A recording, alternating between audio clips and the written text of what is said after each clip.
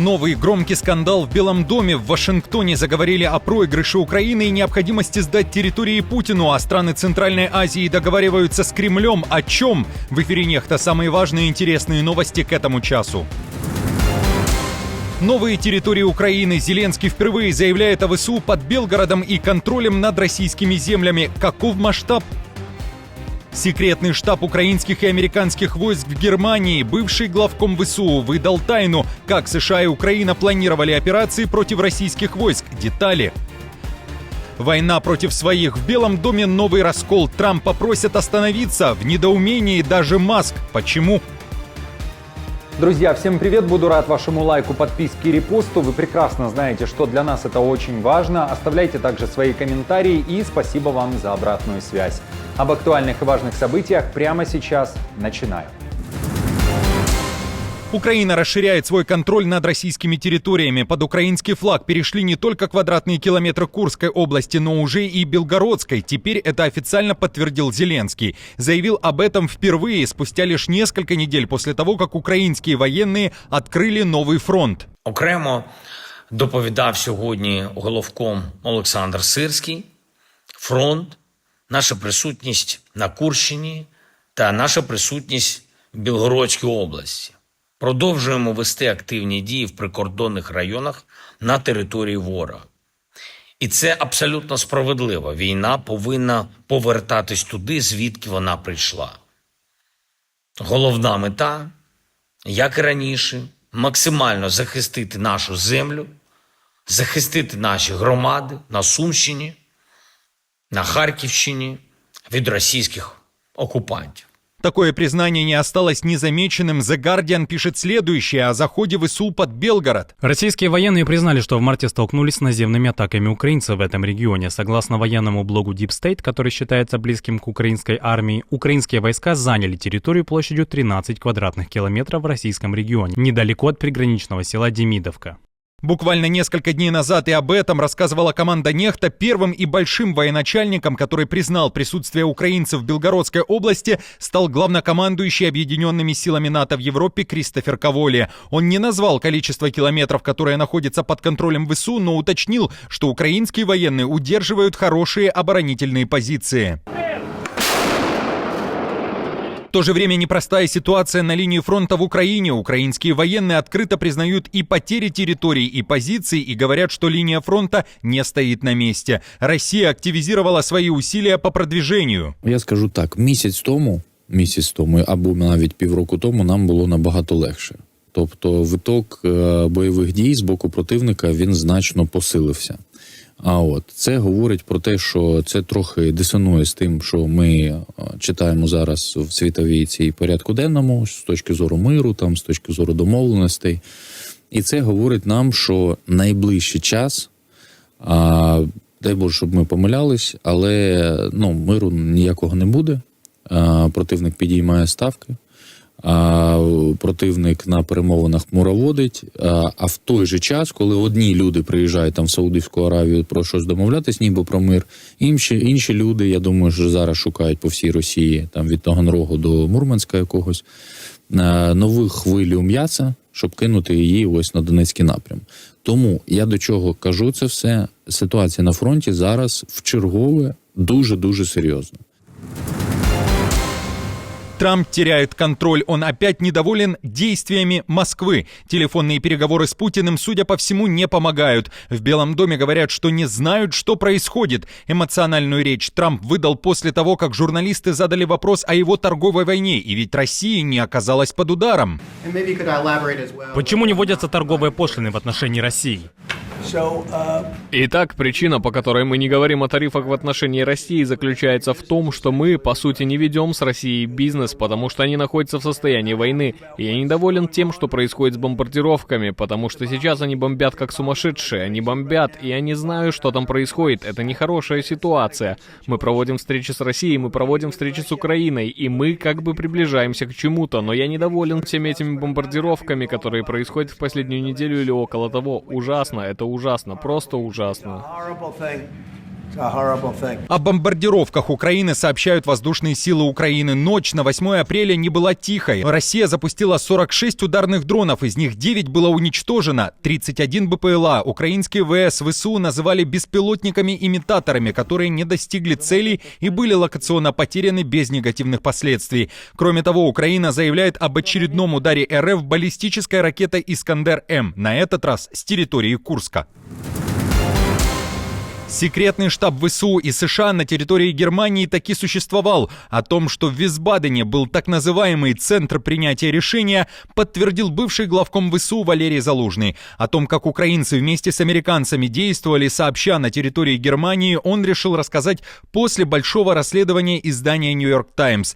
Залужный уверяет, специальное тайное место, где обсуждались военные операции Украины, было создано после начала полномасштабной войны. Тогда у нас возникла идея создать на базе логистики оперативный штаб, который бы анализировал спланированные операции ВСУ и в соответствии со стандартами НАТО формировал под них потребности. Благодаря поддержке Великобритании эту идею удалось реализовать, и Висбаден получил новое дыхание. В этом штабе планировали операции, проводили военные игры, формировали потребности для ВСУ и передавали их в Вашингтон и европейские столицы. Публикация New York Times стала информационной бомбой буквально на прошлой неделе. Авторы материала уточняли, что на протяжении почти 3 лет Киев и Вашингтон тайно работали над разведкой и стратегией войны. База в Висбадене снабжала ВСУ координатами российских войск, по которым после украинцы наносили удары, чтобы выровнять ситуацию на линии фронта. Работали так, что красные линии Байдена трещали по швам, писали авторы материала. Они также утверждали, что в какой-то момент в начале войны около десятка американских военных советников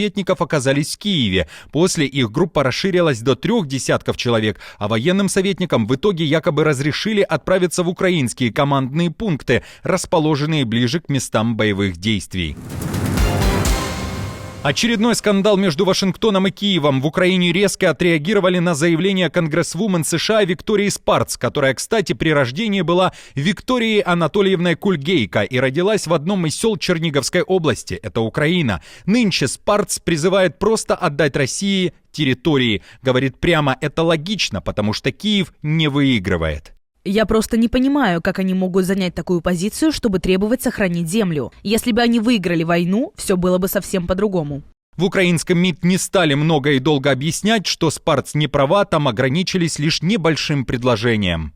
В отличие от Виктории, вся наша земля всегда была и всегда останется украинской. Спарц с презрением относится к Зеленскому, пишет The Telegraph. Она призывает украинцев проголосовать за отставку украинского президента в обмен на мир, а также считает, что если Зеленский пойдет на 2-й срок и его выберет украинский народ, тогда Украина потеряет и другие территории. Спарц при этом выступает за диалог с Путиным и жалеет Трампа, которому, как она считает, выпала тяжелая судьба – разрешить этот конфликт. Подписчики из Украины, а что вы думаете о словах Спарц и ее позиции? Поделитесь своим мнением в комментариях и не забудьте подписаться на наш канал Нехта Лайв, чтобы не пропускать новых видео. Кроме того, мы есть и в Телеграме, там также большое количество актуальных новостей.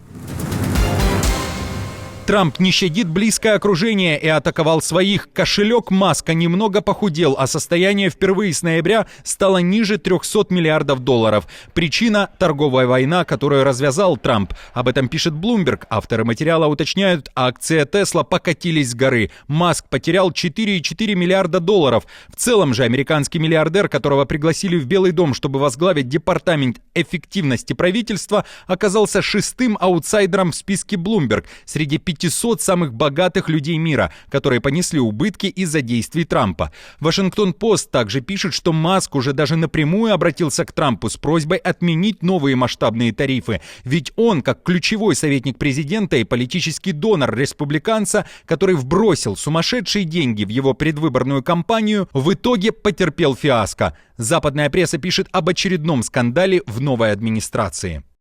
Разногласия Маска с Трампом по ключевому приоритету администрации стали самым громким конфликтом между президентом и одним из его главных советников, который вложил почти $290 миллионов в поддержку Трампа и других республиканцев на прошлогодних выборах и с января возглавляет усилия службы Dodge США по сокращению расходов.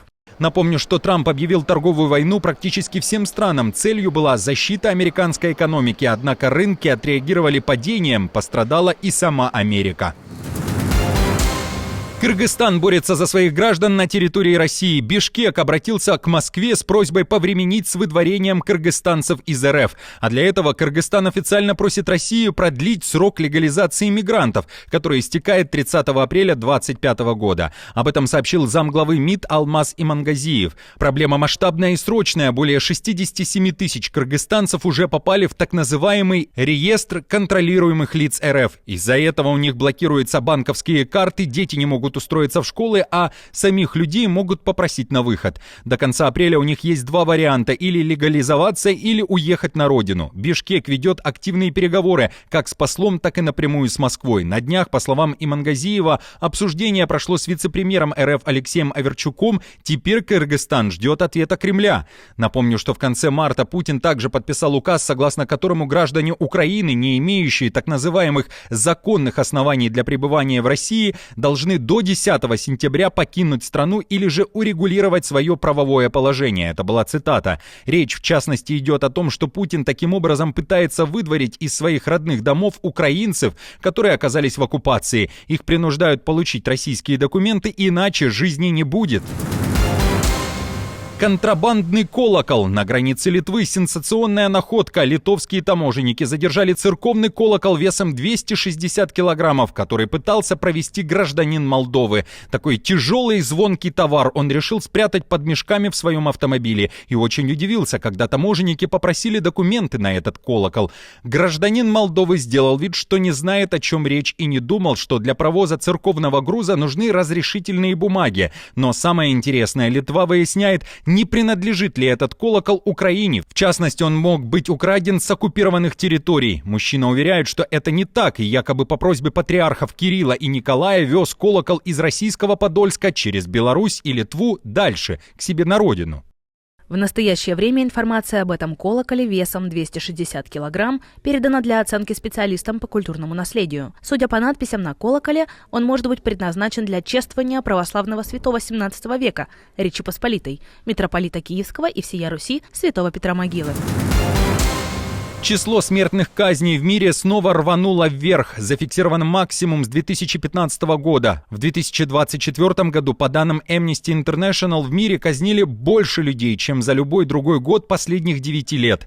Особенно резко выросли цифры в Иране, Саудовской Аравии и Ираке. Эти три страны ответственны за 90% всех казней на планете. При этом Иран остается лидером ужасающей статистики. Потому что народ принял вот такое решение, сохранив смертную казнь. Беларусь – единственная страна Европы, где по сей день существует такой вид наказания. Amnesty International напоминает, что один белорус, приговоренный к смертной казни 19 октября 2023 года, обжаловал свой приговор в Верховном суде. Однако его апелляция была отклонена 9 января 2024 года. В отчете также вспоминается история немца Рика Кригера, которого осудили в Беларуси, приговорили к смертной казни, а затем помиловали и передали в рамках обмена заключенными с Западом. Друзья, а что вы думаете о такой мере наказания? Должна ли она существовать в 21 веке? Если да, то для каких преступников? Напишите ответ под этим видео. Друзья, на этом все. Не забудьте оставить свой комментарий и лайк. Мы же с командой продолжаем следить за самыми важными новостями. Оперативную информацию от Нехта ищите в телеграм-каналах или на платформе X. Спасибо вам за доверие и то, что остаетесь с нами. До новых встреч и хороших вам новостей.